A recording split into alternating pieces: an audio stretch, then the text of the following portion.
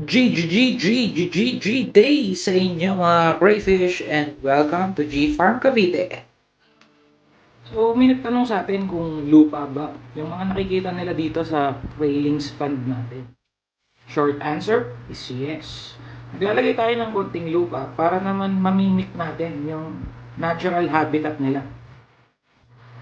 Ayan, kitang-kita nyo naman, G sila. Ops, baka magkasakitan kayo dyan!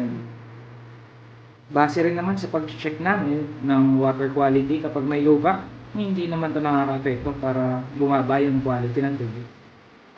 May hawak din tayong railings dito. 1 month old pa lang, pero nasa 1.3 to 1.5 na yung laki nila. Iba talaga, pag-alaga G Farm. Para maiwasang makalipat ang mga railings natin sa kabilang pan, gumawa na lang tayo ng DIY na overflow. Dahil dito hindi aapaw yung tubig natin. Kahit na pumapatak dito ang tubig galing sa filtration system. So, lilipat lang yung tubig from railings pond papunta dito sa mga juvenile ponds natin. Yun lamang mga crayfish. Good night sa lahat.